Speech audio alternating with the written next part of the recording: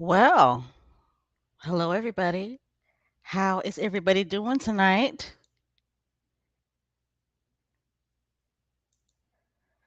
Squatties, what's up? How is everybody doing? Can you guys hear me?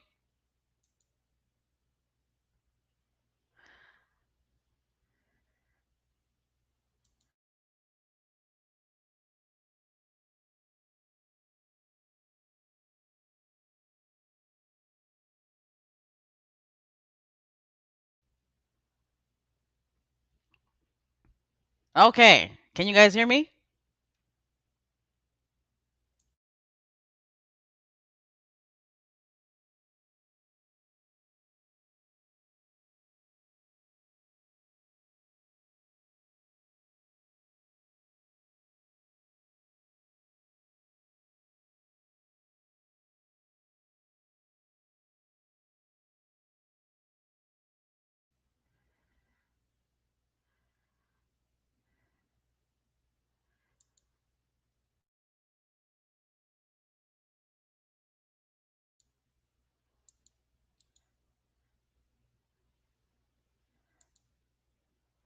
Okay.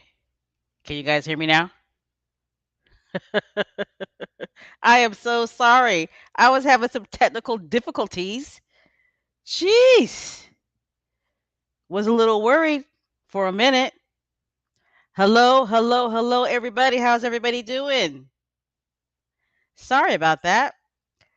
I was having some technical difficulties here. My computer actually froze up. Oh my goodness.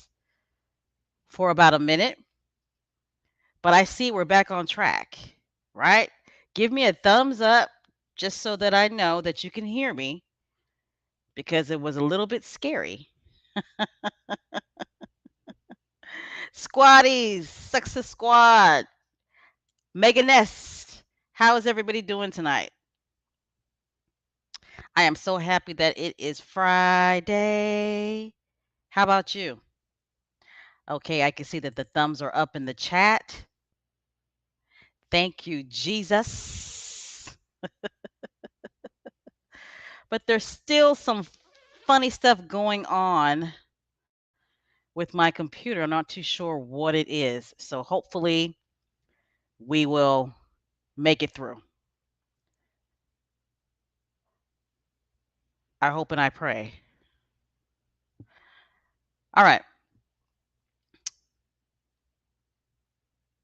Looks like I'm going in and out, but looks like I'm back in.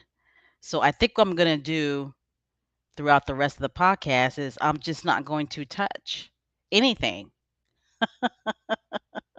I'm not going to touch nothing, which might be kind of hard. But squatties, how's everybody doing? I want everybody to go ahead and get your adult beverage, get your food, whatever you're drinking tonight. Like we always say, it could be water, it could be tea, it could be an adult beverage. Maybe you're drinking a margarita, maybe you're drinking some wine, some champagne, maybe you're drinking some moonshine. I don't know. You guys know what we do and how we do. But for those of you who are listening, if this is your first time joining us here tonight at Megan, Duchess of Advocacy World podcast, you have joined us for a success talk night every Friday night. Well, at least we try to do this on Friday nights. We have success talk where we have a family chat about our faves, the Duke and Duchess of Success, Harry and Meghan. We have a family chat among squatties, among Meganests, among people who absolutely love and support Prince Harry as well. So, those of you who are in the chat, please let me know where you are from. Let me know where you be. Let me know where you're at. I want to take this time to thank all of our channel members. I love you. I love you all. Thank you for supporting Megan, Duchess of Advocacy World podcast. I want to thank all of the subscribers. And if you have not subscribed to this channel, I'm going to need you to go ahead and hit the subscribe button, please. Please do. Because we have lots of fun here, don't we? Don't we, squatties? All right, I see that the usual suspects are in the house, which is awesome. So let me know where you're from. I see Georgia's in the house. Please remember to get out there and vote, vote, vote, vote. I see Canada's in the house. Texas is in the house. Los Angeles, all right, is in the house. Canada, what is up, my North American brothers and sisters? All right, I see someone says that they're from Texas by way of Detroit. Detroit, all right. The UK, hey, Miss P Talks, the UK is in the house. Awesome to see. Maryland is in the house. Yes, please. Don't forget the don't forget to hit the thumbs up button. Okay, Brooklyn, New York is in the house. How you doing, Miss Jones? It's 52 degrees. Oh my goodness, that is freezing cold for us. For usums, for usums, 52 degrees is cold. Okay? We're a tropical people. All right, let me go down. Looks like my computer. Uh-oh. See, my computer's acting funny because all of your guys' comments just disappeared, but now they're back. Let's see. Okay. Miss Sherry, how you doing? You're from Seattle, Washington. Seattle, Washington's in the house. How you doing, Miss Gwendolyn? H Knight, channel member, how are you?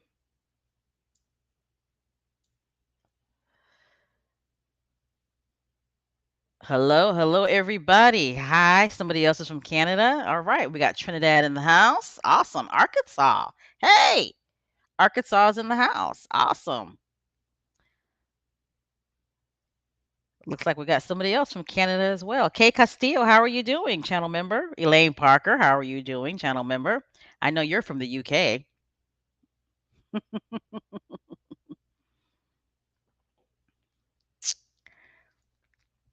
I like, checking to see where you guys are from because, I just like to showcase that we are a global squad.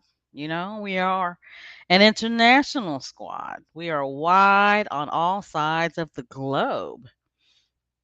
You feel me? We got squaddies everywhere. We are everywhere. Yes, indeed. Yes, indeed. All right, guys, we're going to go ahead and get started because, like I said, my computer's acting funny. My laptop is acting funny. Sometimes your guys' comments disappear. Um,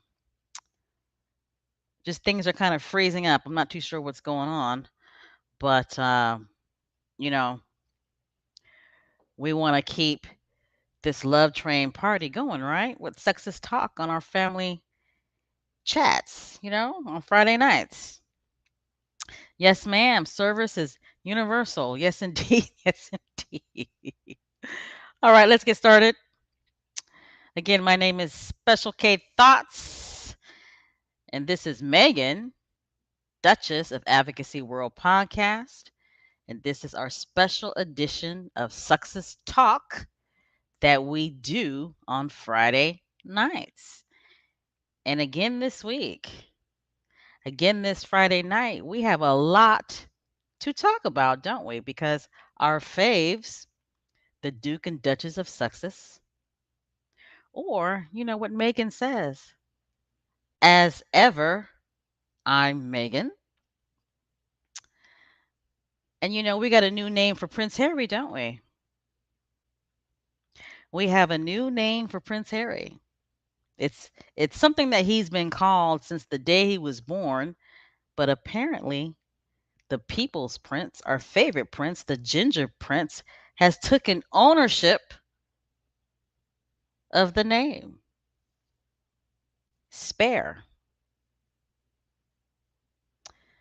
Prince Harry, he's a genius. He really, really is. But all right, let's go ahead and get started. Let me go ahead and put up my first slide.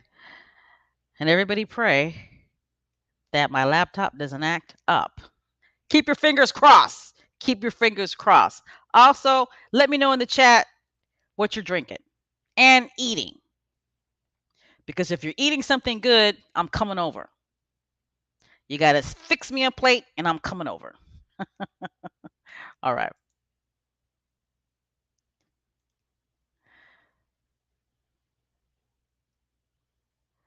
All right. So, as you see in front of you, Prince Harry, spare, right? Let me go ahead and fix my brand here. It's looking a little off. Let's see. All right. Hold on. Uh, do I like that? How do you guys like that screen? Do you like that screen? I don't know if I like that one. Uh,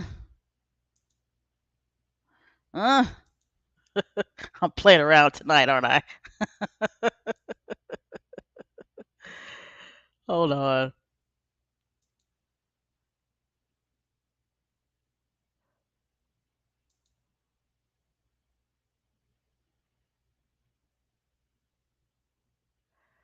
You know what? I think I'll just keep it like that. Might as well. Well, I don't even know if I like that. Hold on.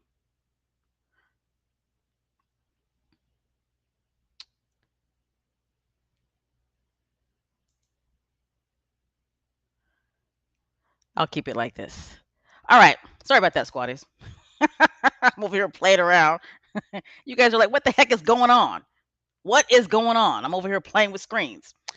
But news came out this week about Prince Harry, the people's prince, the global prince, right? Prince Harry, I mean, he is doing big things. Now, there has been speculation after speculation after speculation after speculation in regards to Prince Harry's book, right?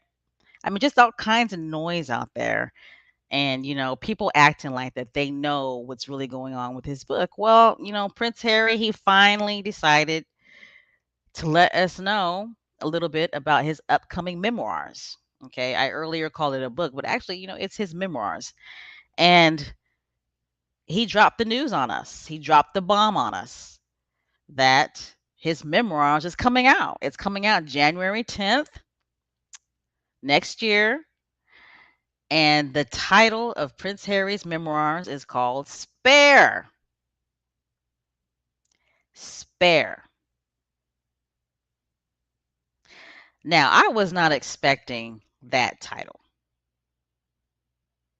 And I love the title of this memoirs. I love it. What do you guys think about the title of Prince Harry's memoirs, Spare? I think that there's so much to this title. I mean, there's just so much to this title. Um, it's obviously he's taking the power, right? He's taking the power and he's owning it, right? Because Prince Harry has been referred to as the spare since he was born, right? Ever since he came out of his mother's womb, he's been called the spare by the British press and by his own family, I can only imagine, right? So he's owning the word and he's taking the power back in regards to being referred to as a spare. It's like he's throwing it in their face. He's wearing it on his chest, right? Continue to wear the SS on your chest. Well, Prince Harry, he's wearing the spare on his chest. And I love it. It makes me really proud of him. And it tells me that Prince Harry, he's come a long way. And it really gives us some type of insight into what his memoirs is going to be, right? I really honestly think his memoirs is going to take us on a journey about his life experience and his truth. I really honestly don't think he's going to focus too much on his family. It's going to be just about his journey from boy to man, right? I love it. Spare, January 10th, 2023. I just love this name. I I mean, my jaw dropped when the news came out. And I mean, over here in America, it's been all over the news and it's been all over um, radio and it's been all over certain talk shows about Prince Harry's memoirs and the title of his memoirs, right? And all over social media, people are very excited about this memoirs. So let me go ahead and look in the chat and see what you guys think about about the title of Prince Harry's memoir. What do you guys think about that title? Your honest opinions. What do you guys think about the title of Prince Harry's memoirs? Spare. And then we're going to talk about the memoirs cover. Okay? We're going to talk about that. Let's see. Let me go in the chat. Let me go in the chat. All right. So Miss Jones says, checkmate. Ooh, I see no lies, Miss Jones. Checkmate. Prince Harry said, this ain't a game. We playing chess, not checkers. Okay?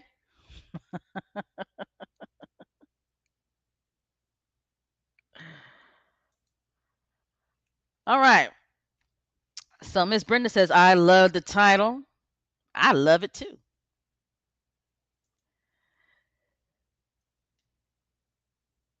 Missy Lane says, love the title. How you doing, Mama Jane? I love your username. I love it too. Okay, channel member. H Knight says, I think it's smart. He's taking the power back by doing this. Absolutely. Absolutely. He is. He's taking the power back. He's taking the power back and he's put it on his shoulders. He's wearing it on his chest. Spare.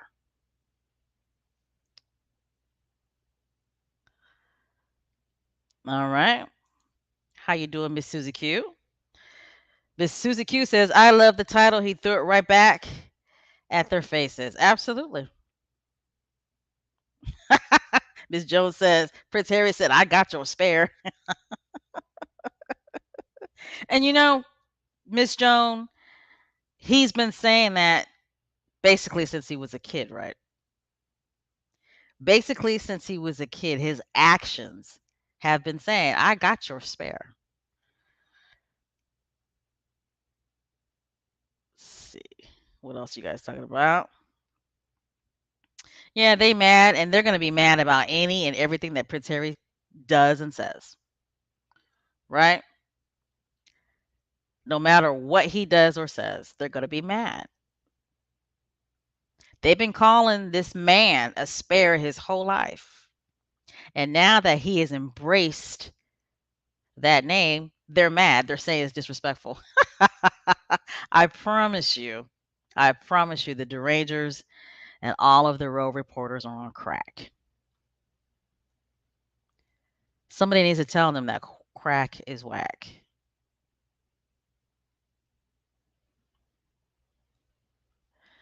All right, so judging from your comments, it appears that everybody's loving the name,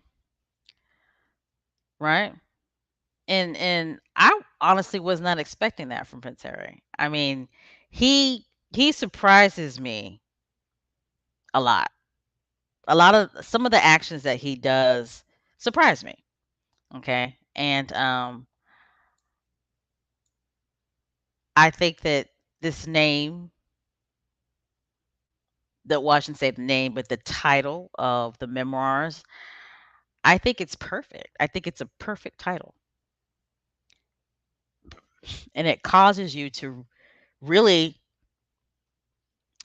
I'll put it to you this way: I can think of at least three people that I know who are not into Harry and Meghan. Okay, and it doesn't come from a place of negativity. They're just not into them, right? But when they heard the title of Prince Harry's memoirs, all three of them said, "Whoa, you know what? I think I got to go buy that book when it comes out." That says a lot. Okay, that says a lot, in my opinion.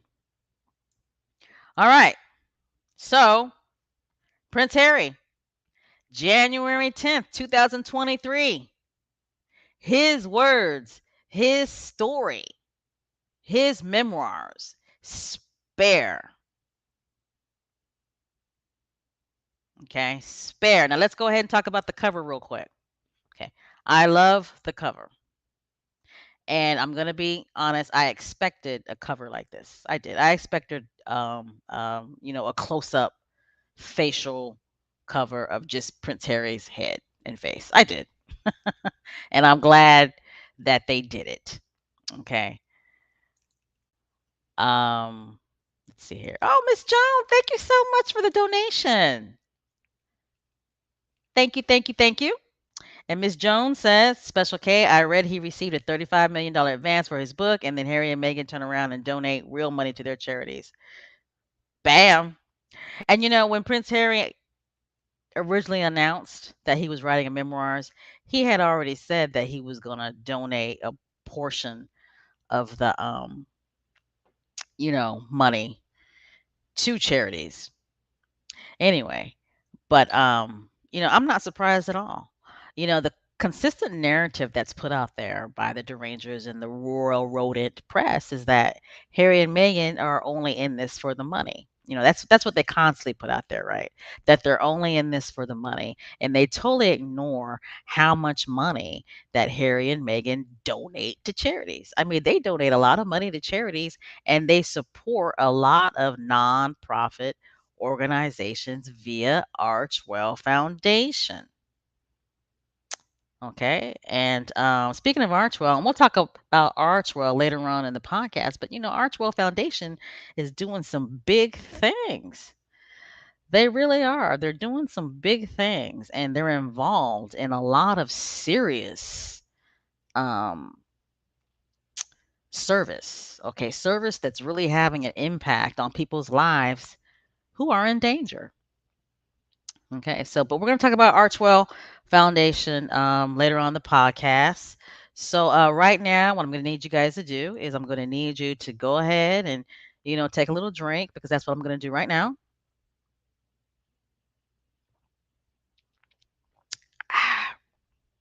Go ahead and eat your food, eat some food, and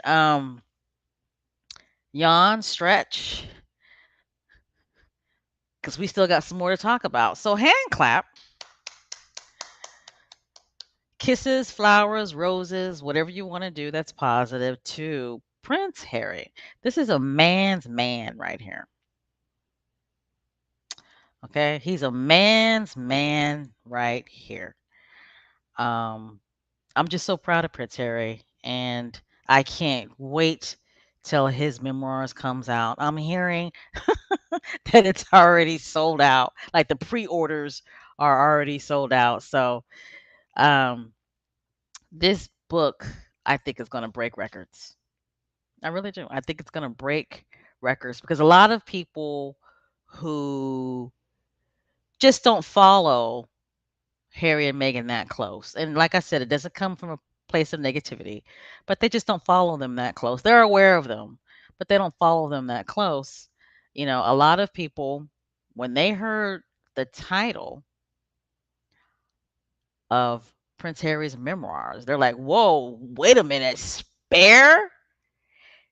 It it's piquing a lot of interest in people who otherwise just were not interested.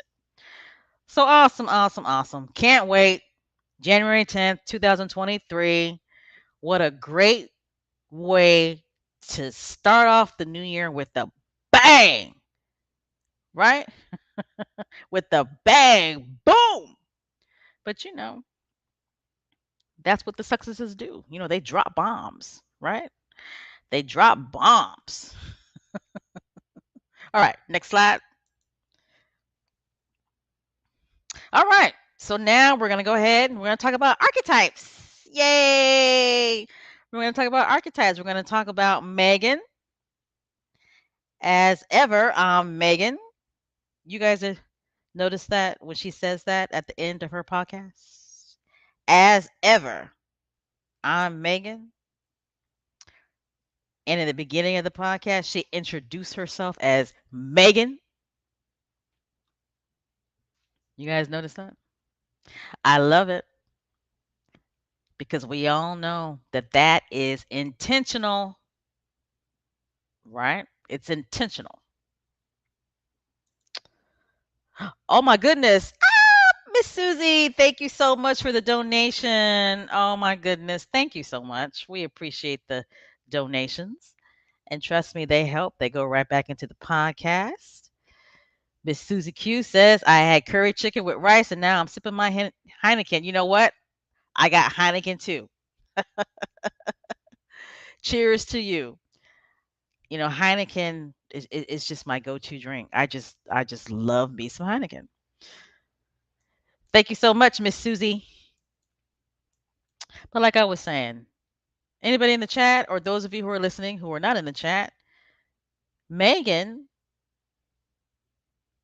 via Archetypes constantly introduces herself as Meghan. And she makes it clear, as ever, I'm Meghan.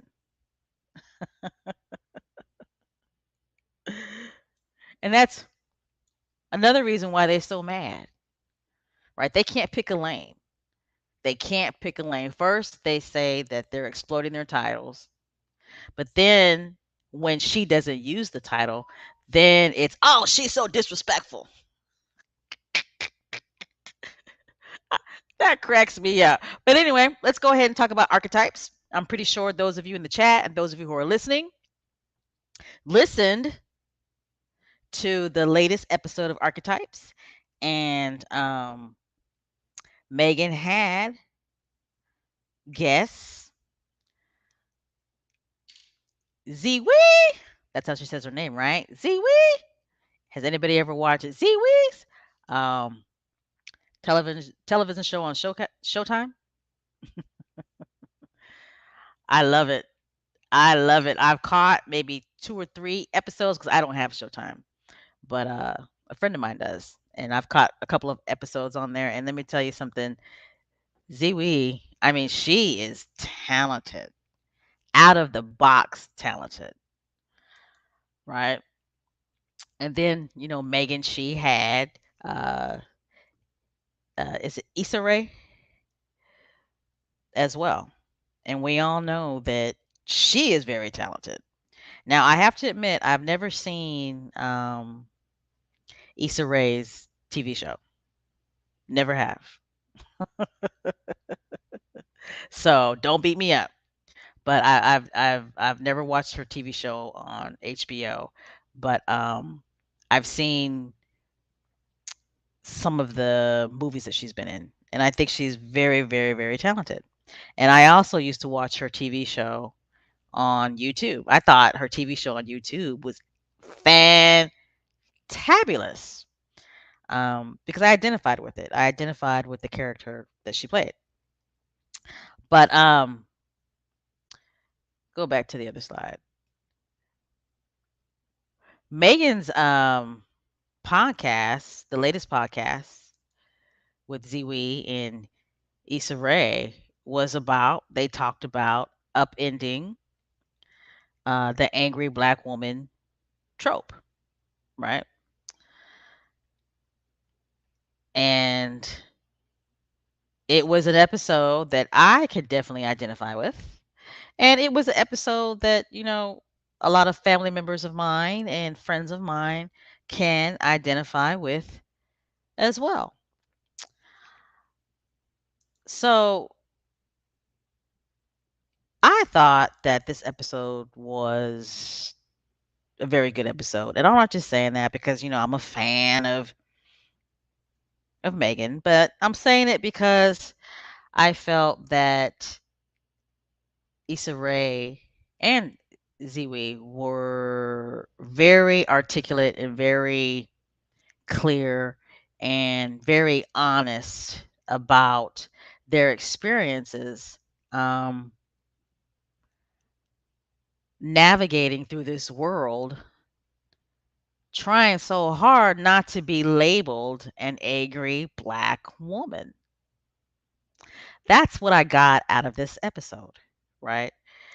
And I was able to identify with that on a personal level because thinking back on my life and the way that I navigate through this world, I do make a lot of conscious decisions on the way I respond and act in certain situations that I find myself in. I tell myself in certain situations that I'm faced with to be careful with the way that I react and the way that I respond, okay, to certain situations and certain people because I do not want to be labeled as an angry black woman. And I'm pretty sure there are many of you who are listening, and there are many of you that are in the chat that can relate to that. And what I loved about this episode was the fact that you had three black women. You had Megan, who's biracial black. You had Ziwi, who is black.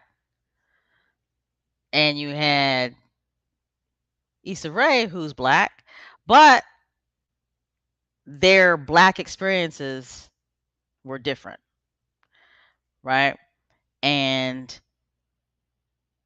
I just thought it was awesome to see that you had different perspectives from three women who are the same race and have commonality when it comes to culture, right?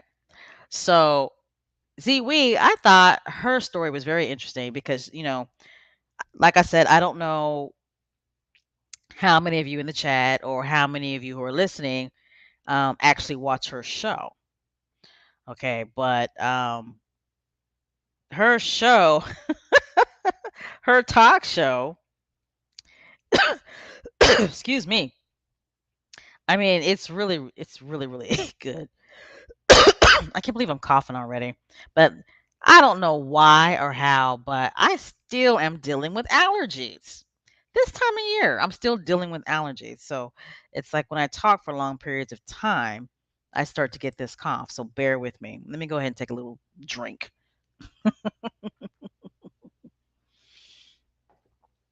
But Ziwi, so those of you who haven't had a chance to see her talk show, if you have Showtime, check it out. But her talk show, it's a mix of musical numbers, interviews, and sketches that she does that challenge America's discomfort with race, politics, and other cultural issues. So Ziwi was saying on Archetypes that one of the reasons why she presents this Barbie-like character is so that she doesn't come across as an angry black woman when she's doing her talk show. Now, those of you who haven't seen her talk show, Ziwi, like she'll have a guest on and she'll ask her guests, like out of the blue, very uncomfortable questions. Okay. and it's funny, right? She'll just be having a normal conversation with somebody, just chopping it up with somebody. And then out the blue, she might say something like, "Well, I heard that you're a racist." And it catches the person like off guard. Or say like if she's interviewing some black male actor and they'll be chopping it up and having a good time. And then she'll say something like, "Well, how come you only like white girls?" Right? It's a really good talk show.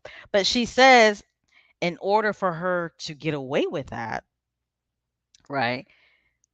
That's why she dresses up in this Barbie like character, and that's why she does all these funny sketches because she doesn't want to come across as an angry black woman. So I thought her story was really good because Ziwi, the first time I saw her show, I was a little confused. I didn't understand the whole Barbie character presentation, all this pinkness going on. I didn't get it, but now I get it. And then Issa Rae, um, I was happy that Megan talked to her for a long time because her story was really good, and some of the things that she talked about, I was really able to identify with. And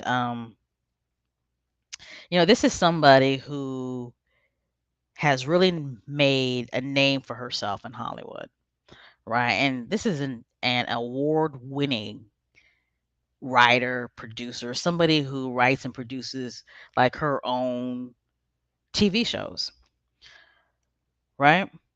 And she's a fairly young woman who started off in Hollywood um, very young, but has had continued success, right?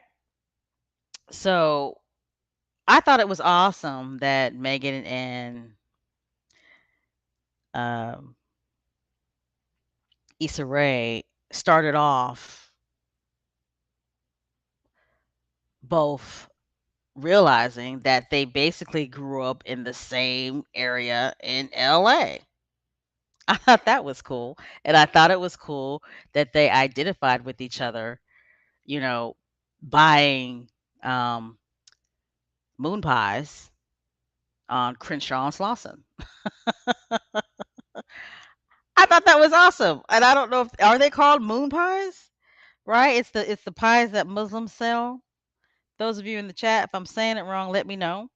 But I thought that was great. I thought it was great that they talked about that. So they started off with a commonality. Not just the commonality of both being black women, but the commonality of both being black women who were raised basically in the same area in LA. There you go. See, I said moon pies. Thank you in the chat. Bean pies, right? Excuse me for being so disrespectful. Bean pies. Okay. But I thought that was awesome that they talked about that that their mothers bought bean pies, um, and how good the bean pies were. But so anyway, I thought the conversation started off really, really good, right? Um, and it was awesome to hear Issa Rae talk about her experience in Hollywood, right? I thought that was awesome.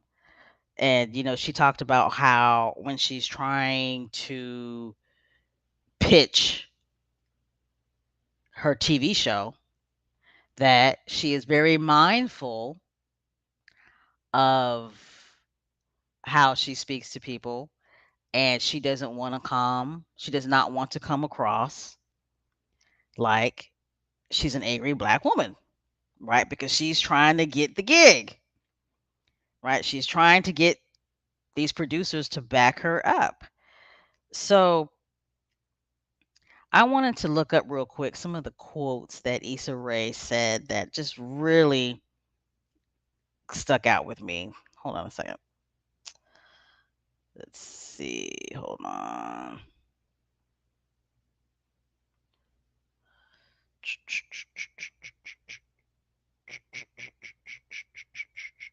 First of all, I thought Issa Rae's story of her moving around quite a bit was interesting because she used to live in Senegal, then she lived in Maryland, and then they moved back to LA.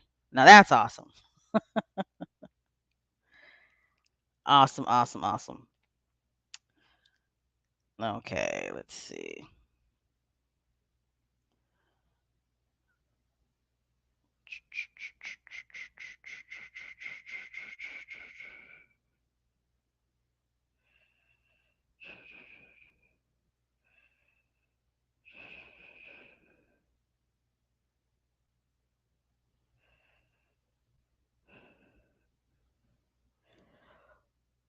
Hold on, I'm still looking it up. Sorry.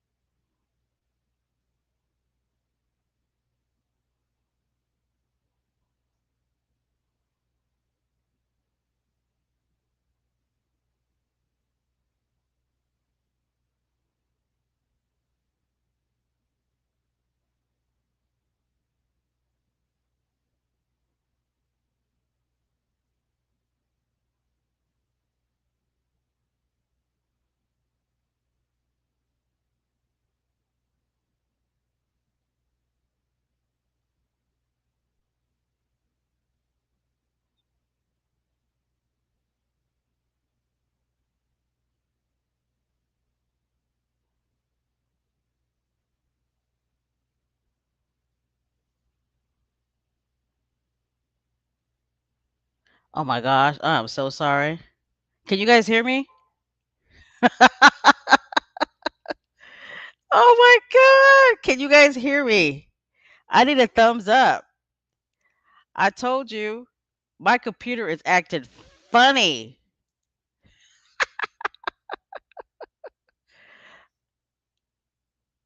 Okay, you guys can hear me now?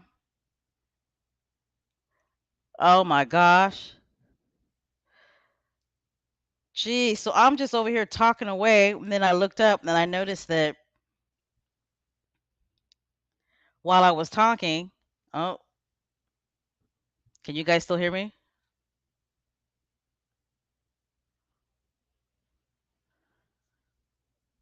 Okay, I need to see thumbs up. Can you guys still hear me? Okay. My gosh. All right. I can't even remember what I was talking about. I was talking about Issa Rae, right? Okay.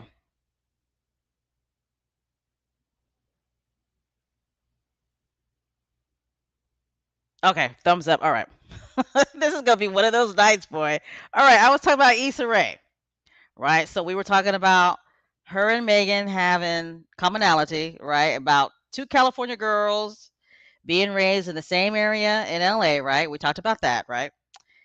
We talked about the bean pies. They both grew up eating bean pies, right? So we talked about that. Okay, so we talked about Ziwi, right? Ziwi, we talked about her, right? So back to Issa Rae. Um, some of the things that she said stood out for me, and here's something that she said to me that I thought really stood out, and I absolutely loved it.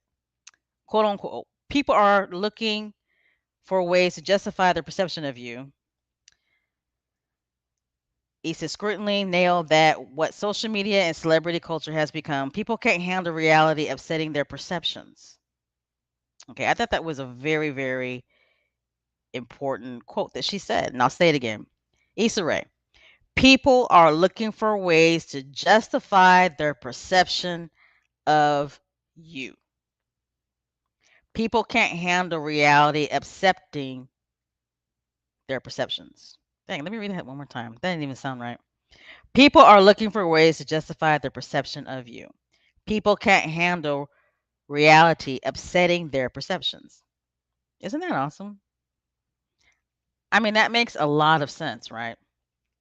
And remember when Megan asked her, do you feel like that you can, you know, be angry or show your anger in Hollywood? And Issa Rae was like, absolutely not. Right? You remember that response? I was just like, wow, that is horrible. Okay. So, because like they were saying, being angry is a natural feeling, right? It's a natural feeling. So it's like, why can't you express being angry? Right? It's okay for men to be angry, but it's not okay for a black woman to be angry. So I thought what she said was pure honesty. She was like, absolutely not. I cannot express my anger. However, I do feel safe enough to express my anger around people that I trust. So I thought that was very interesting. And I appreciated Issa Rae for her honesty. Okay, I really appreciated her for her honesty. And I thought like a major quote that Megan said, and guys, hey, we're gonna get to the Nigerian thing. Okay. Because I know that you guys definitely want to talk about that. As a matter of fact, are there any Nigerian squatties in the chat? I mean, I'm pretty sure there is, right? I'm pretty sure there is. Okay. But remember what Megan said during that episode? What did Megan say right during that episode? How did she address that? Okay. I don't know if you guys remember, but I'll go ahead and say what Megan said, her quote. You're allowed to set a boundary. You're allowed to be clear. The Duchess of Sussex told guest Issa Rae.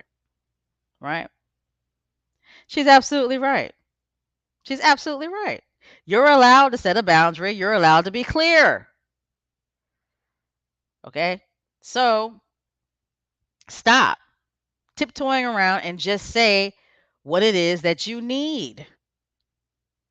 How many of us do that? How many of us tiptoe around saying what we need? Right? We tiptoe around it sometimes. Right? It's like we'll ask in a very calm, soothing voice, right? We'll be like, "Hey, do you think that maybe perhaps I can get Kyle to come into work on time? Or do you think you could do me a favor? Can you make sure that this project gets done by tomorrow instead of next week? I would really appreciate that." And that's what Megan was saying, right? That's what Megan was talking about, right? It's okay for you to set a boundary. You are allowed to set a boundary. You're allowed to be clear, right? There's no need to be tiptoeing around it. Just say what it is that you need. So I thought that was very important. And I love the way Issa Rae talked about how she's very particular, right? That somebody told her that she was very particular, but they were telling it to her in a negative way, and she took it as a compliment. She was like, "Well, you know what? Yeah, I am. I am very particular, right? What's wrong with being very particular? Because it shows and it means that you know what you want, right?" So I thought that was a very important point. And Megan agreed that she also was very particular. And, Megan said, "I'm particular. I think a high tide raises all ships," right? I mean, that was an awesome quote by Megan. Okay. I think a high tide raises all ships, right? We're all going to succeed. So let's make sure it's really great because it's a shared success for everybody. End of the quote. But then Megan went on to say, "But I also know that I will find myself cowering and tiptoeing into a room where I don't know if you ever do that. The thing that I find most embarrassing when you're saying a sentence, but the intonation goes up like it's a question." And that's what I was talking about earlier. Okay. So, Megan went on to say, and you're like, "Oh my God, stop. Just stop. Stop whispering and stop tiptoeing around and just say what it is that you need. You're allowed to set a boundary. You're allowed to be clear. It does not make you demanding. It does not make you difficult. It makes you clear." Right? So who was Megan talking about? And I shouldn't say who was she talking about, but who do you think she had in mind when she was saying that?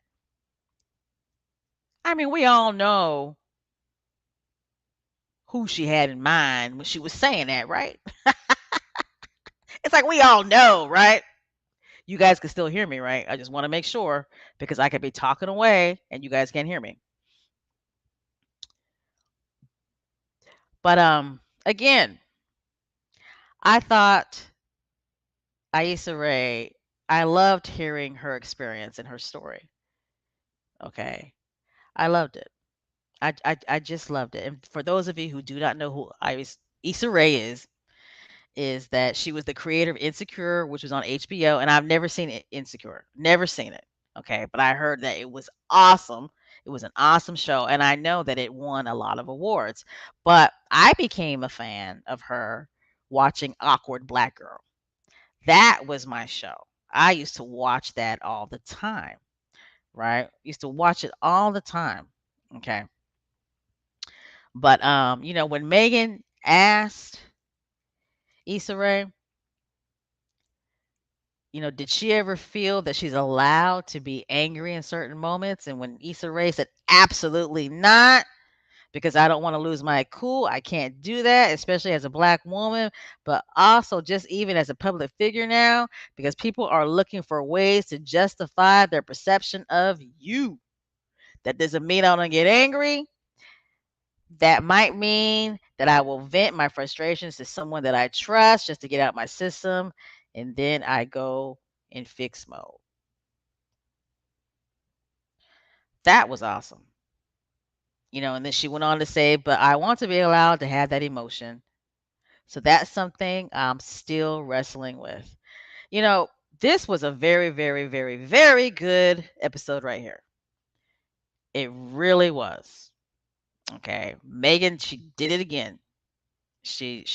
I mean, each and every episode I feel gets better and better. I don't know how you guys feel in the chat, but I think each episode gets better and better. Okay. So I'm going to go ahead and look in the chat, see what you guys are talking about.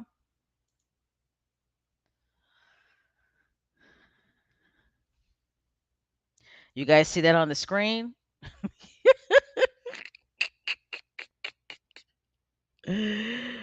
So you guys know what we're going to talk about next when it comes to this episode. about the angry black woman trope because Megan, I mean, again, she dropped another bomb on us, right? She dropped another bomb on us. Jesus.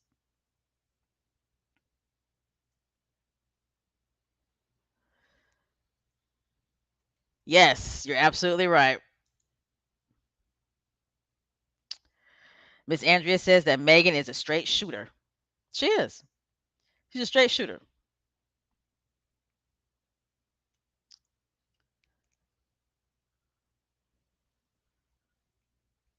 What? Who was it? Who? She was in India? Really? Miss Lorna, what you talking about? Mm, I don't think I want to talk about her. Oh, Jesus, no. We probably will mention her later on in the chat. All right, so Miss Sherry says that Issa Rae didn't sugarcoat her experiences. She sure didn't. She didn't. But I also kind of felt that she was still holding back. I don't know what you guys felt, but I kind of felt that she was still holding back. Maybe it wasn't the platform for her to get real deep with it, but I kind of felt that she was still holding back a little bit there.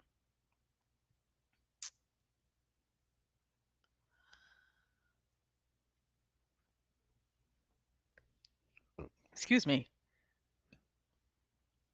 Somebody said every episode is my favorite episode.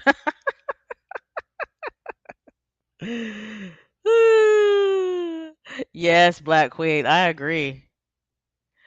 Yes, each episode she knocks it out the park. I mean, and Megan has said I'm not a journalist, right? She has said that. But boy, I mean, I think each episode she gets better and better and better. I really do. All right. Okay, Miss Jones. So you think this last episode was the best one? So Miss Jones says, Special K, I liked all the Archetypes episodes equally, but last one, I this last one was the best, I think. I'm not going to say it, but you know, it how many more episodes do we have left, guys? What, we got 4 more episodes? Oh my god. What? 4 how many episodes we got left? Somebody let me know in the chat. But it's getting to the point to where I can't even imagine Tuesdays without archetypes. I can't. I can't. I can't imagine. It's like a ritual for me now, right? It's like a ritual now, listening to archetypes on the way to work. I I can't imagine it. But anyway, um, okay, so we got 6 more left. Thank you, Marshar. So we got 6 more left. So we got about a month and a half left. Okay. So I it's gonna be hard because Tuesdays, Megan owns Tuesdays now, right? She owns them now. But again, I thought this episode, about the angry black woman trope, I thank Ziwi and Issa Rae for sharing their stories. I thank Megan for sharing her stories, and I love the fact that she played Dr. Maya Angelou at the end, Still I Rise. And I appreciate the fact that she had a historian on talking about the angry black woman trope and where it comes from. Um, so I've heard nothing but positive feedback about this. A lot of people are talking about this in different circles. Um, and I thought it was a really good episode. So hand clap for archetypes. And as you see right here on the screen, Megan, she just dropped a little bomb.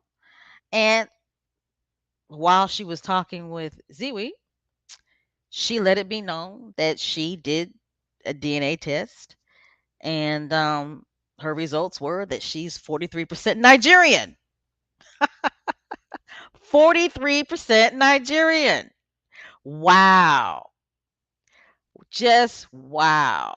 Right? I mean, Megan's like, you know what? Y'all can't identify me. Y'all always trying to put how much percentage black I am. Talk about, I'm I'm 25% black, 10% black. My mom's biracial. They did with the woo woo woo woo. Always trying to um discount her blackness, right? Isn't that what they try to do? They be trying to discount my girl's blackness, right? Oh, Megan's only a fourth black, right? Always trying to percentage her blackness, right? They kill me when they talk about Queen Doria as biracial. Like, really? Like, where the hell does that come from? You guys can still hear me, right? Okay, just making sure. Where does that come from? Right? Trying to percentage her blackness. Oh, Megan's I read somewhere that somebody had posted that Megan was 22.5% black. I was like, what the get the hell out of here. This is bananas. But anyway. So yeah, Megan just drops this little tidbit about herself.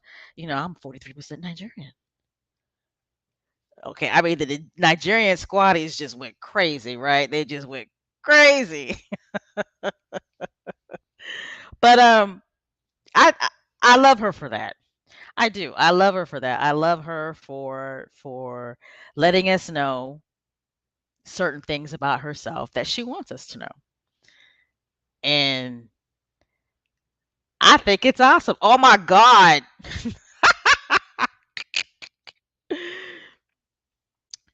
Miss Debbie talk about 43% Nigerian. Chucky must be on life support after hearing that. Oh my God.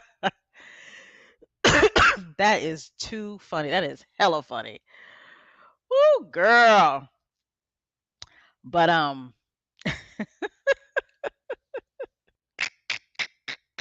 that royal blood got some Nigerian up in there, doesn't it? Mm, mm. That is too funny. But I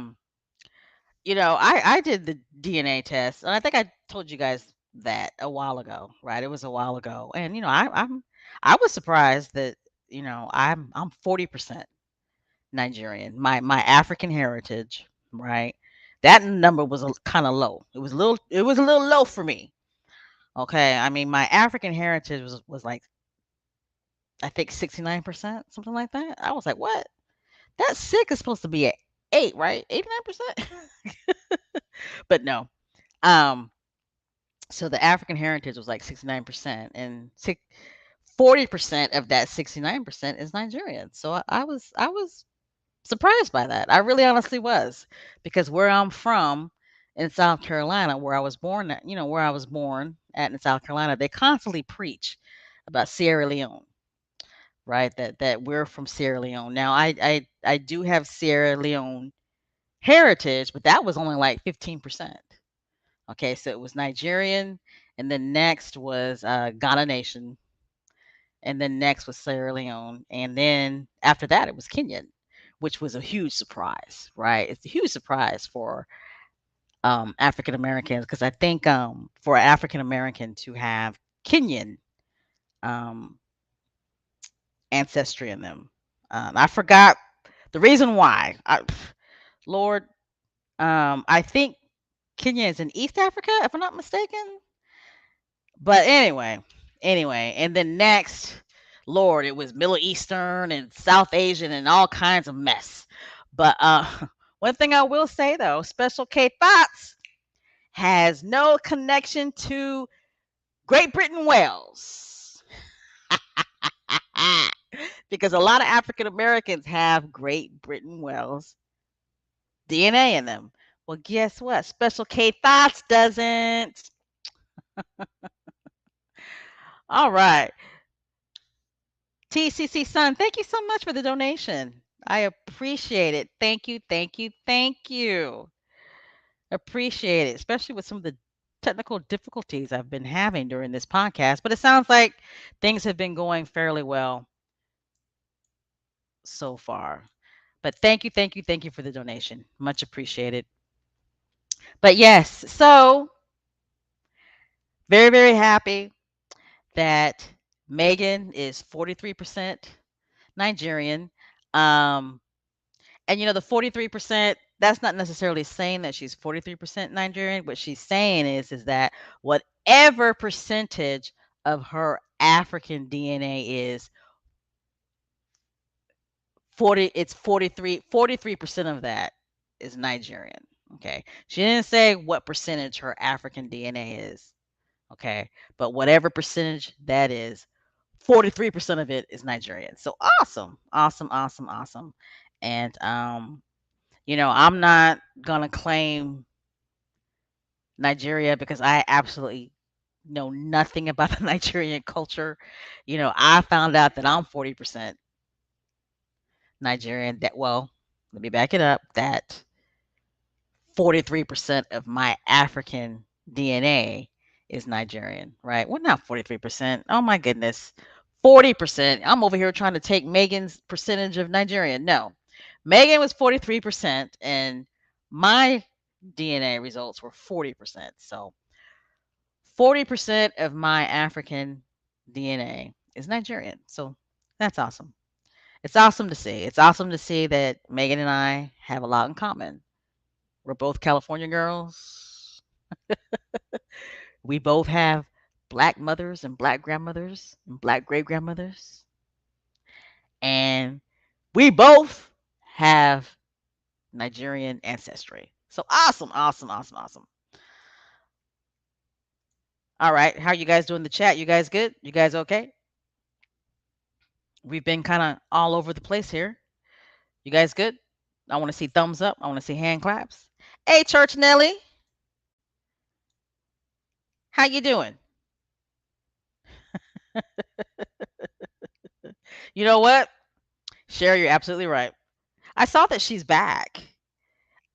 Yeah, I just noticed that she was back a couple of days ago. So it's awesome. It's awesome to see her back on social media. Go ahead and give your comment a highlight. Let's see. Good, good, good. I'm glad you guys can hear me. All right. Next slide. All right, Archwell. I wanted to go ahead and put a spotlight on Archwell. Have you guys been on the Archwell website lately? If you haven't, check it out. I mean, Harry and Meghan, they are doing big things. They're doing things that seriously have an impact in communities and in people's lives, like life-saving impact. I don't mean just, donate some money to a charity and, that's it, call it a day. I mean, they are having some real life-changing impact in people's lives. So, if you have not checked out the Archwell website, I suggest that you go check it out. They're doing big things and they've been posting a lot of updated news on Archwell. Um, and I just I just love it. I love going on their website and finding out what's going on, what's up, what are they into? What am I gonna learn that I didn't know before that's going on in the world, right? Because there's a lot going on in the world. First of all, I had no idea that there was flooding going on in Nigeria. I did not know that. How many of you guys that are listening and in the chat knew that? Like, I had no idea that Nigeria was dealing with some flooding. I need to go see my people. I really, really honestly do. But yeah, there's some serious catastrophic flooding going on in Nigeria right now as we speak, squatties. Um, so news came out that Archwell is providing financial relief for the flooding that's going on in Nigeria. Okay. And to take this back further, the Invictus Games, right? The Invictus Games. What country joined the Invictus Games. Nigeria, right? So we're connecting the dots.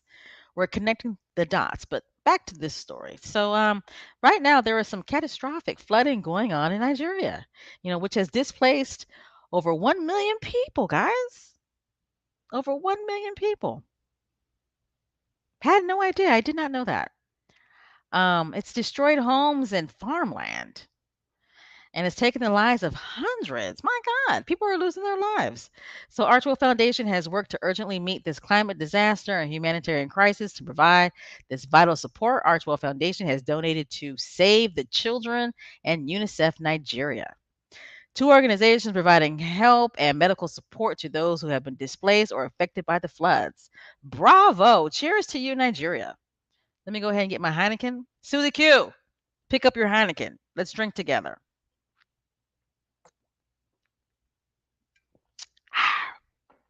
And cheers to Archwell, right? All right. Next slide.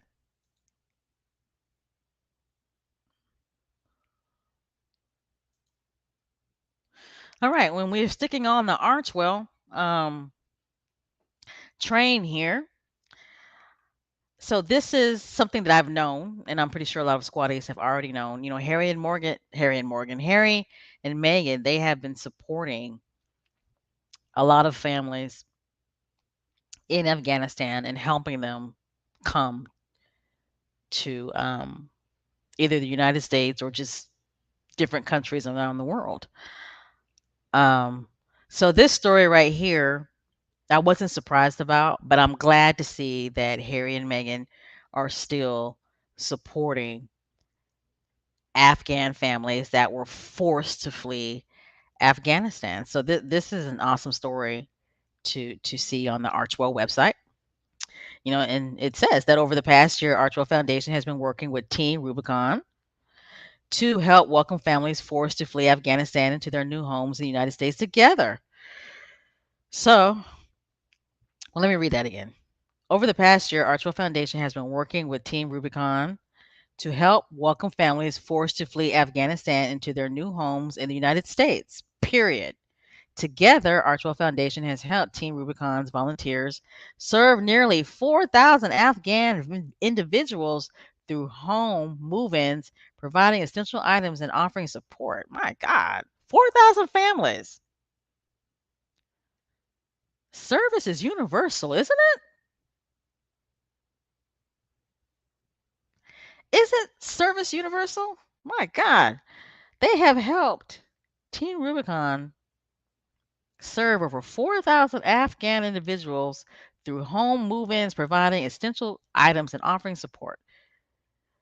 We're delighted to hear the program has now engaged more than 2,000 volunteers. The majority of them are veterans. Isn't this awesome? Awesome, awesome, awesome. Hey, how are you doing? Thrive with Stride. Let me give you a highlight. I was listening to your podcast the other day. If that's you, I'm pretty sure that's you, right? Um, but this is awesome. This is good news, and I'm glad to see that Harry and Meghan are continuing to do what they do. Right? I mean, these guys are true to the game. They really, really are. They are true to the game. Next slide.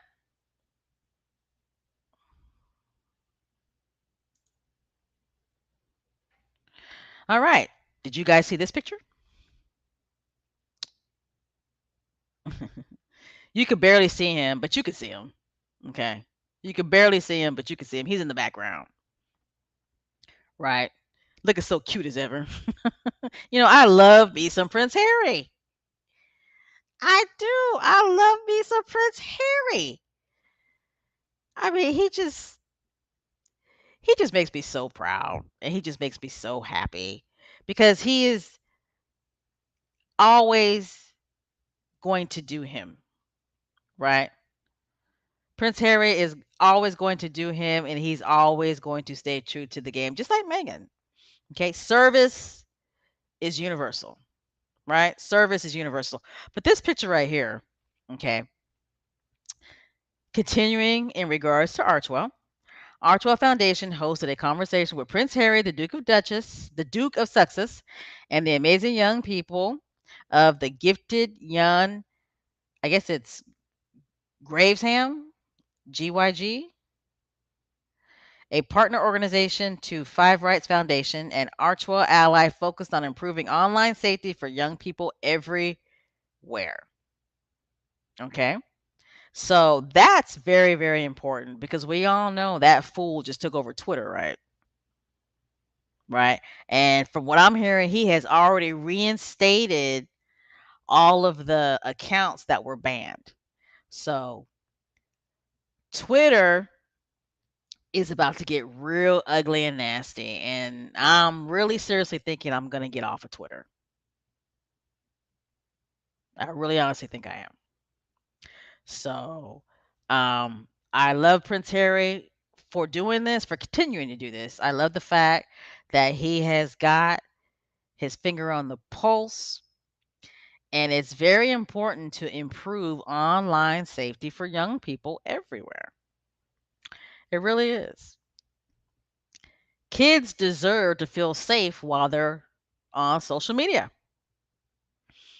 Okay. And I'm telling you, since that fool has taken over Twitter, Twitter is going to get really ugly and it's going to get really nasty. And I'm seriously thinking I'm going to end up leaving Twitter.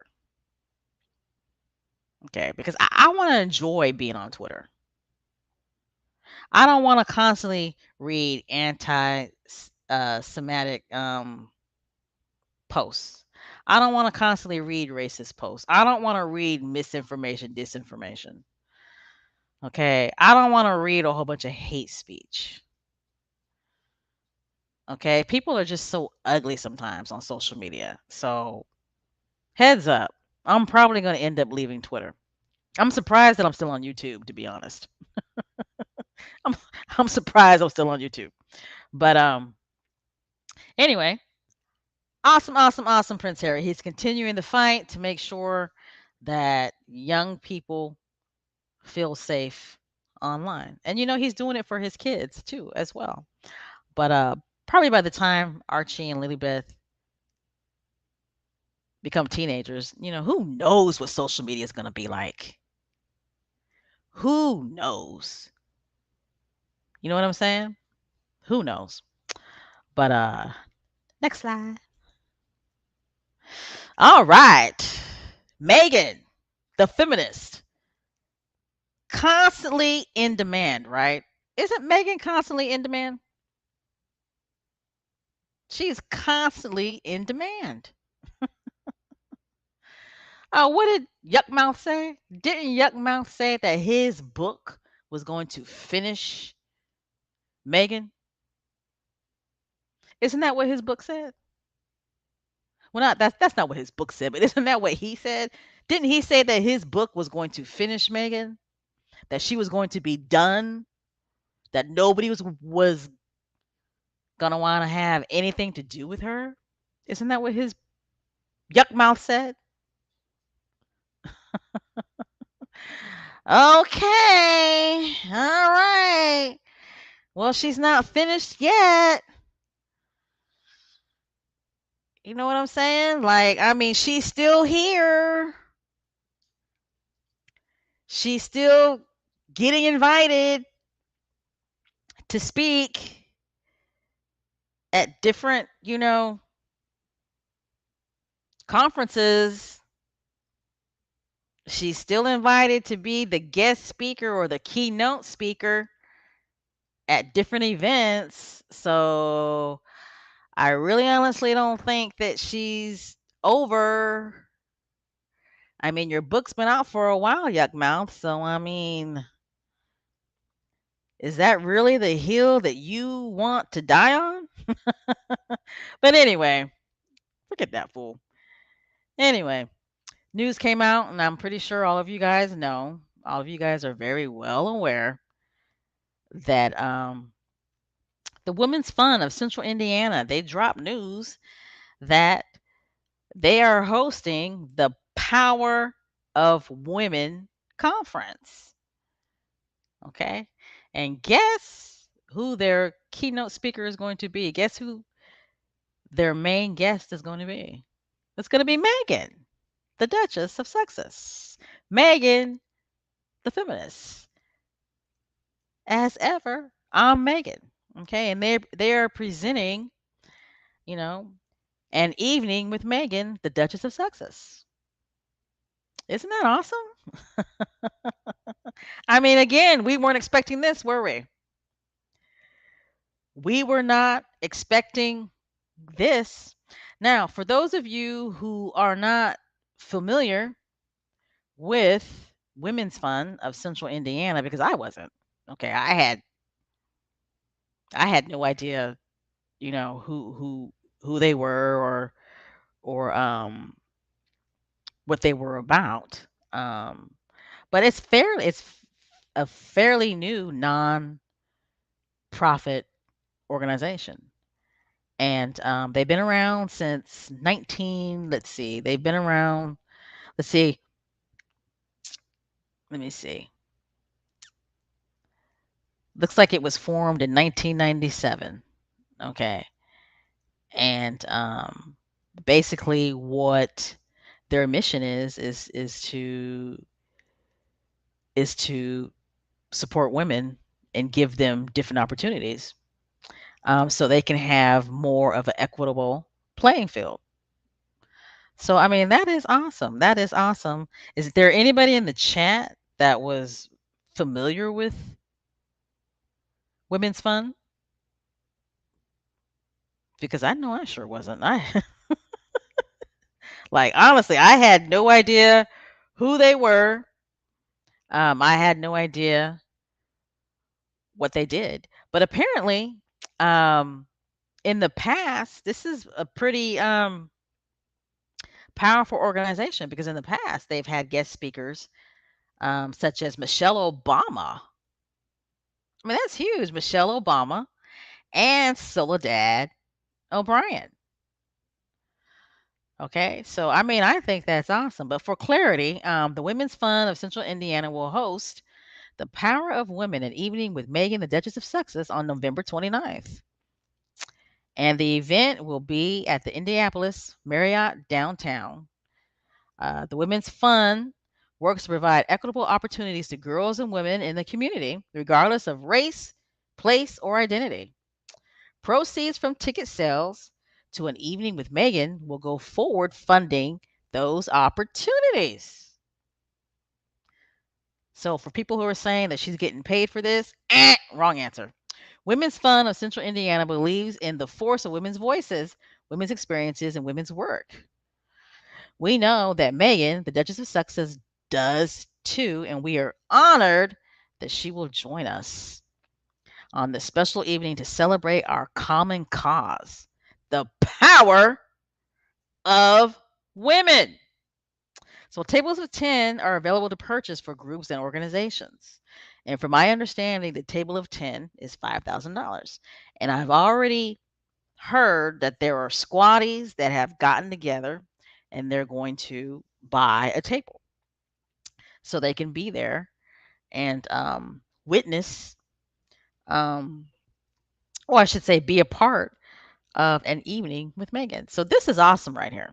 This is Meghan's element, right? This is Meghan's element. This is what Meghan does. It's just very baffling when you hear certain people in the press that say that Meghan is all over the place and she's not focused and she needs to get an agenda and yada yada yada yada yada yada. When Meghan's actions and her consistent message has always been about women, young girls, women's rights, gender equality, um, mental health, right? I mean that's her lane. You know, she says it with her whole chest all day, every day. I am a feminist. Okay. Genuinely, a feminist, somebody who's a feminist, the majority of the social causes that they do have to do with women's issues, right? Don't, somebody who's a feminist that's a social activist, isn't it fair to say that more than likely that the majority of their social activism is going to be about women's issues and women's rights? I mean, isn't that a no-brainer? You cannot be this obtuse. You cannot be this dumb. You cannot be this stupid, but perhaps maybe you are. I don't know. I don't know. I don't know. I don't know. Okay? Um but this is awesome news. And man, this is something that I would love to attend, but I'm not going to be able to, unfortunately. But man, if this conference was somewhere close to South Carolina, like if it was in Georgia or North Carolina, man, Special K Thoughts would be there. I would be there. I would so be there. Oh my goodness, is that true? I'm reading in the chat that the event's already sold out. Really? For real? Oh my God. So Vinny says Hope Squaddies got their table for the Indiana event because it's now sold out. I mean, why am I surprised? Special K thoughts. You shouldn't be surprised that the event's already sold out. I mean, you can get 10 people and everybody put their money together and come up with $5,000 like that, right? Right? Like, so yeah, it shouldn't be a surprise that the event's already sold out. My God, Megan walks out with a t-shirt on. That t-shirt is going to sell out in 2 hours, right? So it shouldn't be a surprise that the event is already sold out. That's awesome. That's awesome because that money is going to go back into the women's fund that's going to be able to help women and young girls. So I think that's awesome. So man, my goodness, Megan and Harry, they got some big things coming up. There's a lot going on with these two. There really, really, really is. But let me see what you guys are talking about in the chat. What are you guys talking about in the chat?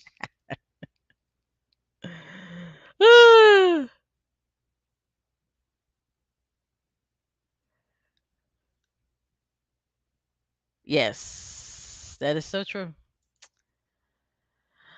Megan is always giving back. She absolutely is. Yes, yes, yes.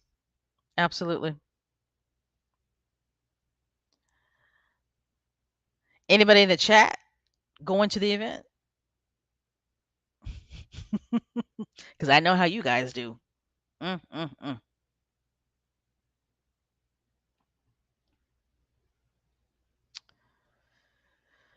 Um, I hope Megan goes back on Build in New York. I will go. No, what I was gonna say about New York is, I mean, like Megan and Harry are going to be in New York pretty soon, right? When is that event? About the award that Archwell is going to get from the Kennedys. What is it? What is it? The Ripple of Hope Award from the Kennedys. I can't wait for that. That's gonna be awesome.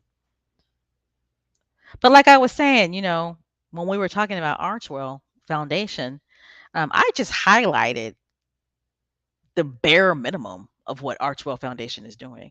They are doing a lot more than what we just discussed. So it makes sense why the Kennedys are giving Archwell Foundation an award. I mean, those guys are seriously doing some life-changing service um, for people that are in need, people that are in danger. And the Kennedys see it. They recognize that. So I think it's awesome that Archwell Foundation is getting an award already. And Archwell Foundation has barely been around 3 years, right? I mean, think about it. It's barely been around 3 years, and they started their foundation during COVID. That's huge. All right, next slide. Okay. Oh my goodness. Is Elaine Parker still up? Miss Elaine, are you still up? Because I know it's late in the UK, girl. I know it's late.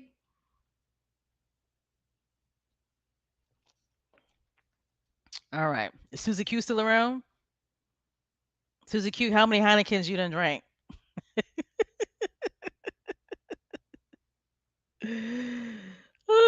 Anybody see Miss Lydia tonight? I don't see her in the chat. Oh, we got to go get Miss Lydia. Let's go. Let's go get her. Who's with me? We got to go get Miss Lydia. I don't see her in the chat. All right, let's go on to the next story. So, remember, hey, Mr. Joseph, how are you doing? It's nice to see you in the chat. Oh, there you are, Susie. I see you. You've only drank one, girl. You need to chug one. That's what you need to do. Look, look at me. I'm trying to get Susie drunk. All right.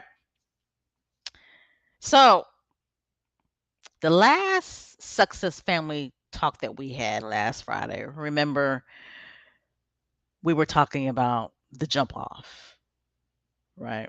Remember the jump off, CJ, who was causing all that commotion about what Meghan said about her time being on Deal or No Deal, right? You know, when Meghan was talking to Paris Hilton, who spoke her truth and told her courageous story of a lot of the abuse that she went through as a teenager being at the boarding school. And, you know, when Paris Hilton was talking about how um, she really bought into the Barbie bimbo stereotype that made her famous, and how she regretted that and how it made her feel, because she's really a smart businesswoman, right? And you know, and then Megan had mentioned her time being on Deal or No Deal, and how you know, she made, first of all, as we all know, those of us who listen to the podcast, we know that Megan never said it made her feel like a bimbo, right? Those words never came out of Megan's mouth. Okay. And we all know that Megan said that she was grateful for the job. It gave her benefits. She was a part of the union, right? It paid her bills. Megan said that all the ladies were very smart, but Megan said that she just felt objectified, right? That's the way she felt. So she did, I think, like 34 episodes, and then she moved on. Okay.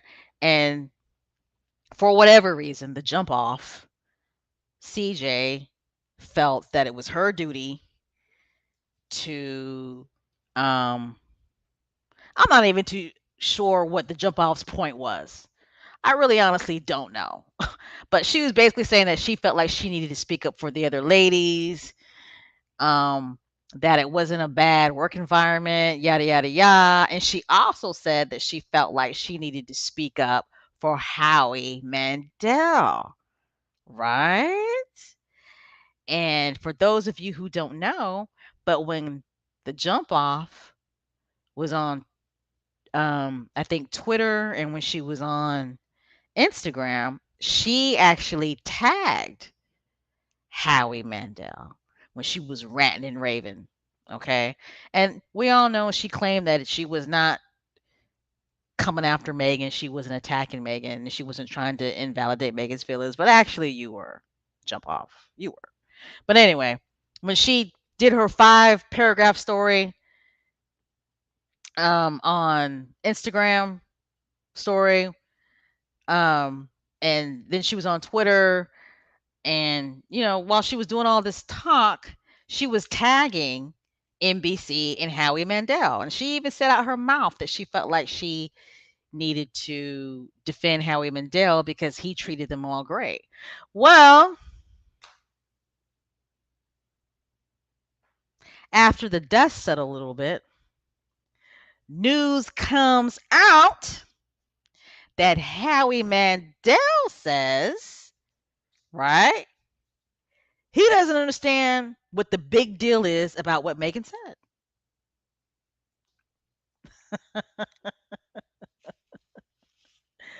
Mr. Howie Mandel says, right? He defends Megan, saying Deal or No Deal objectified people. It wasn't fulfilling. Howie Mandel defends Meghan, saying Deal or No Deal did objectify people. And for him, it wasn't fulfilling either. Well,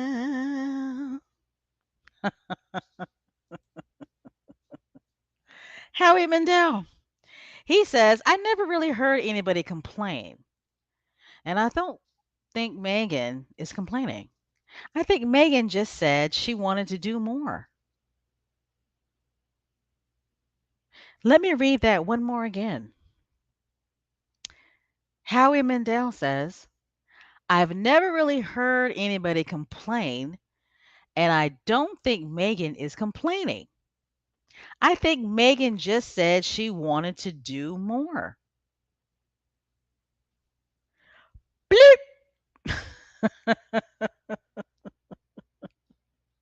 Oh my gosh.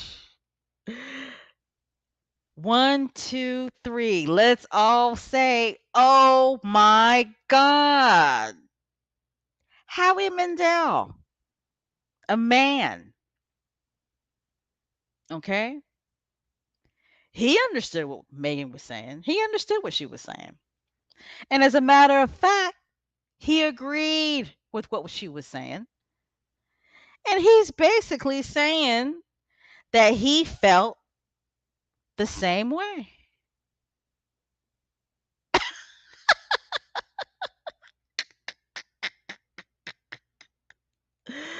I mean, it gets no better than this, right? It gets no better, right? Howie Mandel, and I'm reading this article from, I think this is People magazine. Howie Mandel doesn't understand the big fuss being made around Meghan Markle's comments about her experience on Deal or No Deal. Howie Mandel says, I get it. Let me change this slide here so you guys can see Howie Mandel for those of you who do not know who he is. Howie Mandel says, I get it because I've never said this before, but they just had this pyramid of 26 beautiful, intelligent women standing there just staring at me like I was a piece of meat, the game show host, 66 years old, revealed. I was in the center, just dressed up in a suit, and I felt like I was more than this, and they would just look at me, and I had nothing to do. I get it. I felt like nothing. Oh, he's from Canada, but again, I'll read it again. I get it. I felt like nothing, and that's why I moved on and became a judge on America's Got Talent. I just needed more than to be a Deal or No Deal host. Bloop. However, Mandel said the game show set was a great workplace environment and defended the suit's alumni, pointing out that she didn't say it was a bad workplace. The way he viewed it, Meghan was talking about what was going on in her mind and how she felt.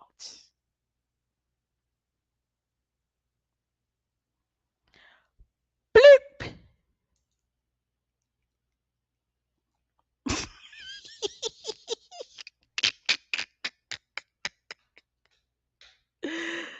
Oh my goodness. Jump off. Miss Jump Off. See, that's what happens when you clout chase Jump Off. That's what happens. Okay. You went to TMZ thinking that TMZ had your back.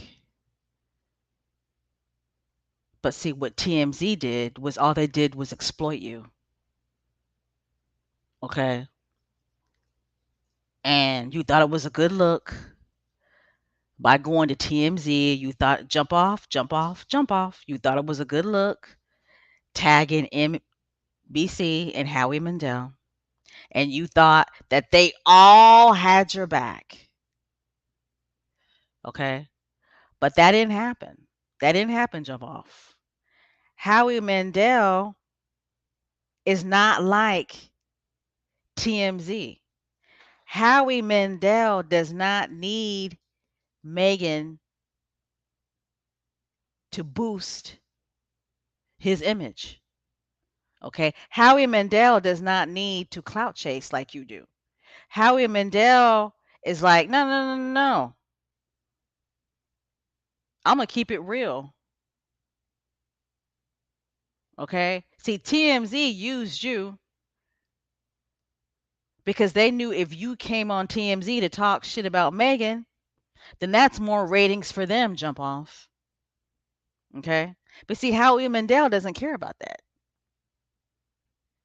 Howie Mandel is secure in his own manhood and he's secure in his own success.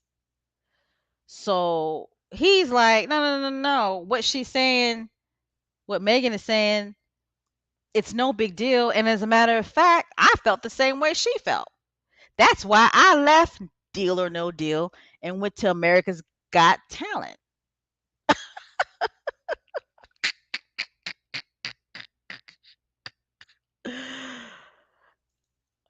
Oh my gosh. I mean, it literally gets no better than this, right? Right? Right, guys? Like, it literally gets no better than this. I mean, it's like, girl, bye. Girl, bye. Okay? Like, bye, girl. Bye. See you later. Bye. You tried it, but bye. You had your little 15 minutes of fame, clout chasing, but bye. And it's sad. It's sad because, CJ, she's fairly successful in her own right, in my opinion, after I really researched her, right? I mean, she's done some things. I mean, if at the end of the day, she's paying her own bills, right? At the end of the day, she's paying her own bills and she's not living off the taxpayer dime, right? She's doing her own thing. But it's like, girl, it's like you really honestly tried to use Meghan to clout chase. You used Meghan to up your profile.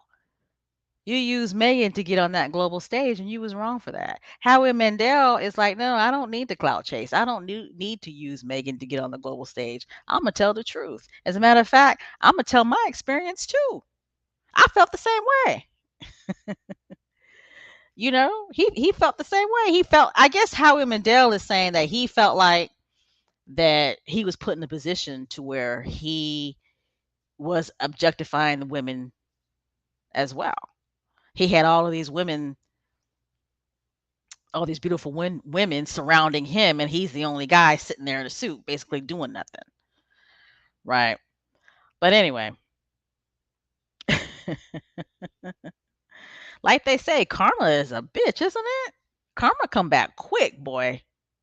Karma comes back quick. Now, what Howie Mandel said is probably not going to get the same global amount of attention, right? It probably isn't, but at the end of the day, okay, at the end of the day, Howie Mandel backed up what Meghan was saying. And it's just a shame that a man had to back up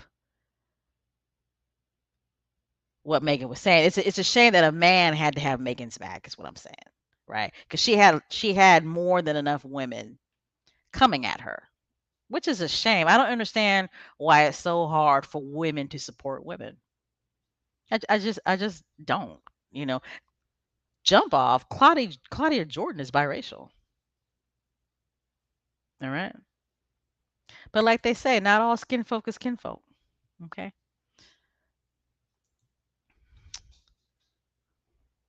Legs.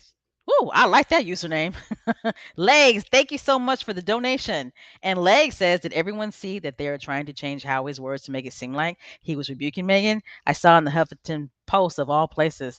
I mean, they can try all they want. but it's obvious what he said. It's obvious what he said. It's so obvious what he said. So I wouldn't pay no attention to that. None whatsoever. It's obvious what he said. Let's see.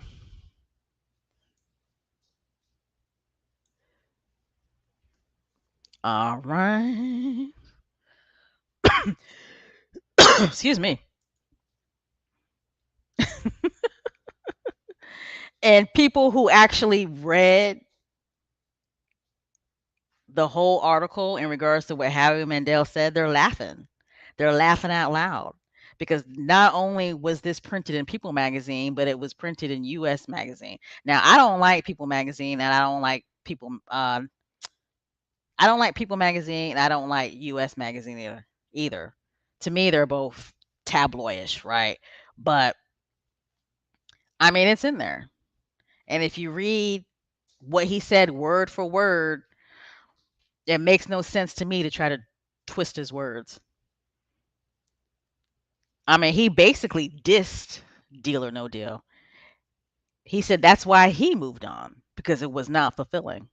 And I'm pretty sure that Howie Mandel has said that story before. I'm pretty sure he's told that story before. I'm pretty sure in the past he has said why he left Deal or No Deal and decided to go to America's Got Talent.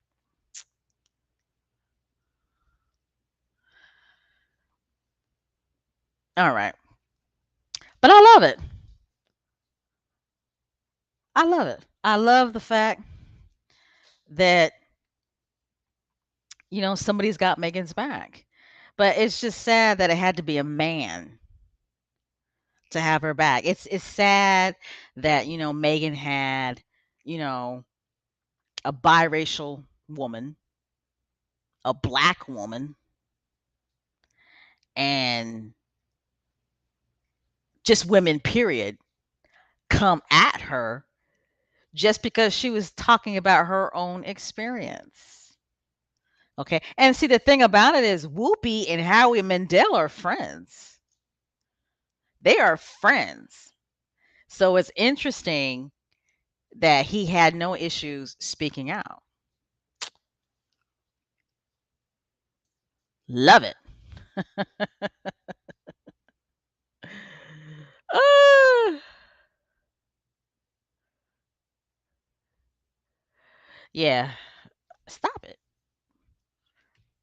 I got a little puppy and he's trying to jump in my lap. Okay, so legs again. It says, I agree. People in U.S. are in the pocket of the royal family, and I'm surprised that the new executive people that they are still in the bags of the royal family. I don't know if they paid a lot. Yeah, I don't know. Supposedly, People magazine had got a new editor that's American. Before they did have a British, I think, editor, if I'm not mistaken. But but at the end of the day, though, they still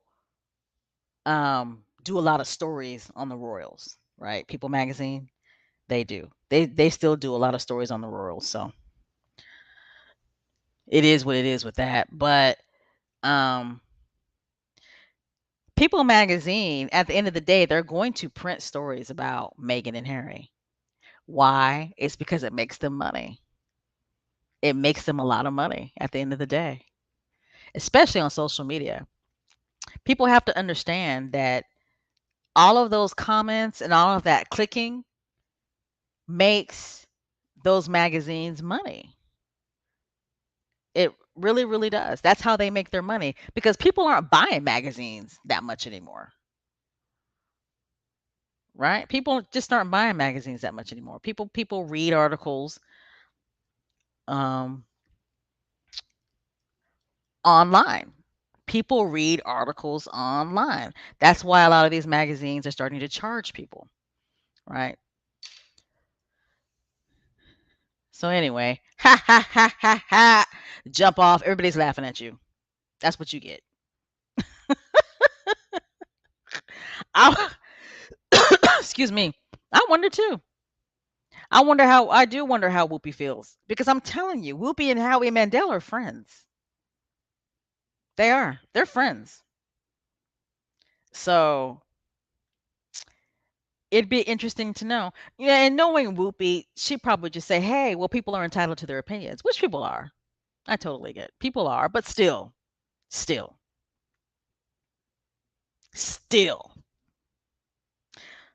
Megan was talking about how she felt, and it's obvious to me that Howie Mandel listened to the podcast because he said it. He said it. He said she didn't say anything bad about the work environment.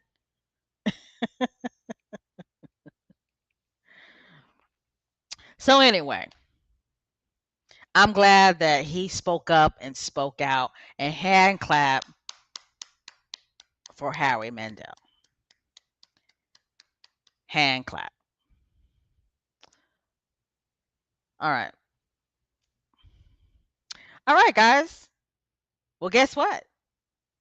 We've come to an end to this podcast. And I'm so proud of myself because I made it under 2 hours because that last podcast was long.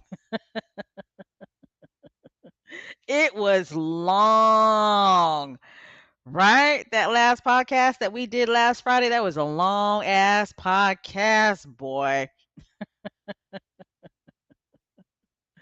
But I want to thank you guys for joining us tonight on Success Talk. I apologize for the technical difficulties that I had with my volume. I know that there was a time during the podcast where you guys just absolutely could not hear me, and I apologize for that. But my laptop was freezing up for some reason, so I'm gonna have to check that out and see what was going on with that. Um, and also too, throughout the podcast, your guys' comments were going in and out; they would disappear. So I didn't really get too much of a chance to read your comments. Um, Sean, thank you for the donation. And you say Monique was right about Whoopi. So you know about that, huh? What did Monique say about Whoopi? Monique said that Whoopi has always been the help, right? And let me tell you something about Monique, right? Let me tell you something about Monique.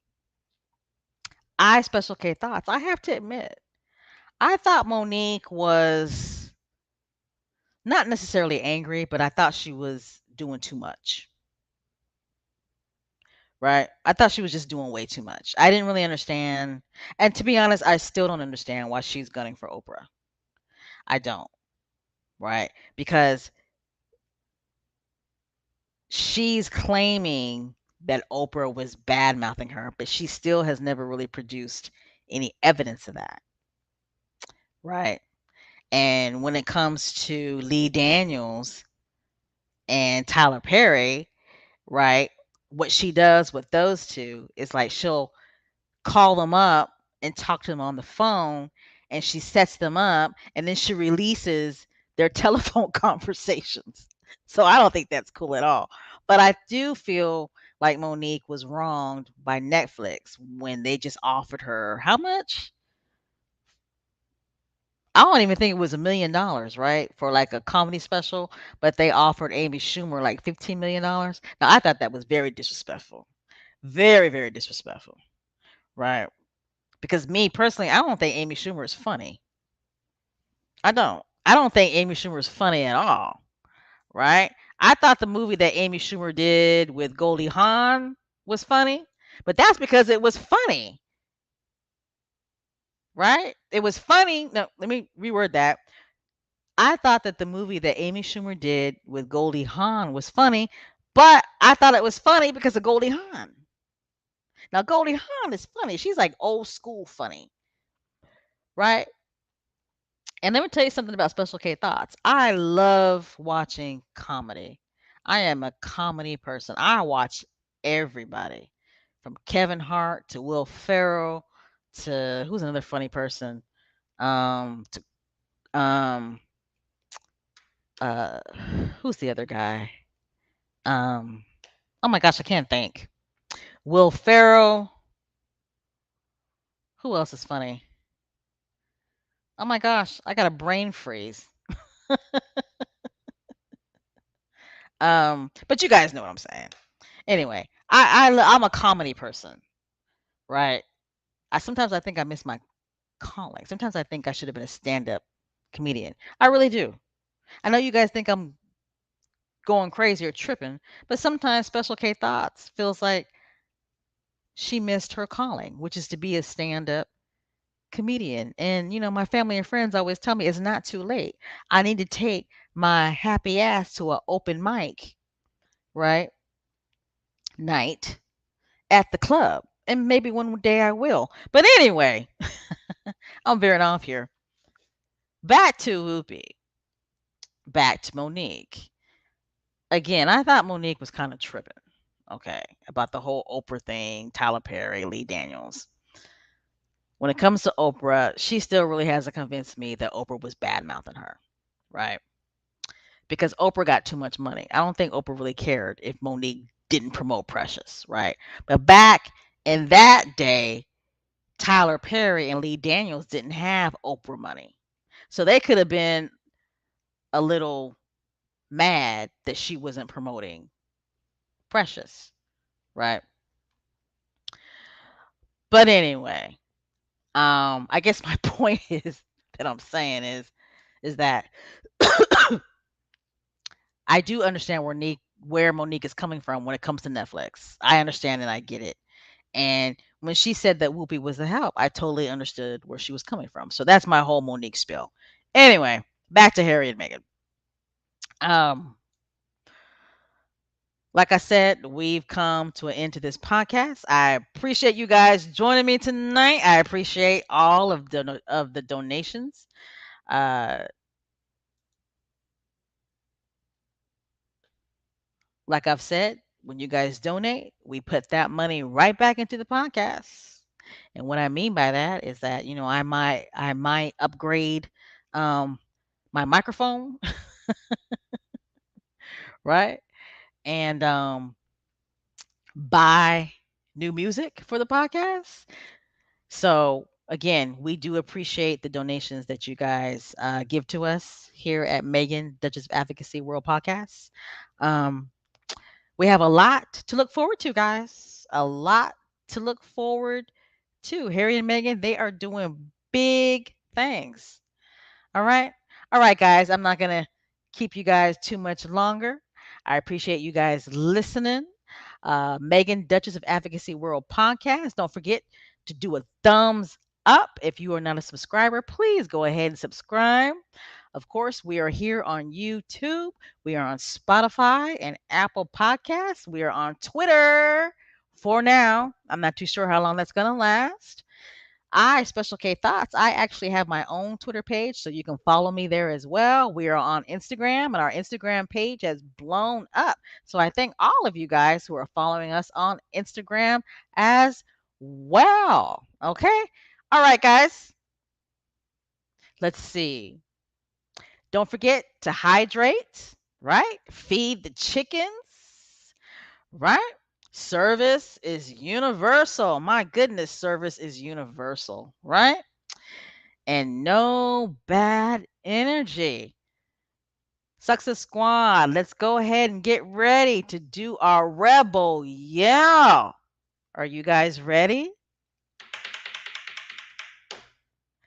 1, 2,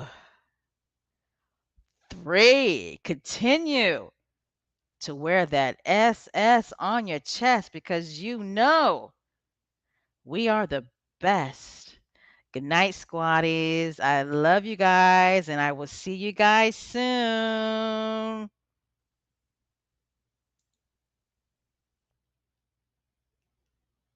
Good night, everybody.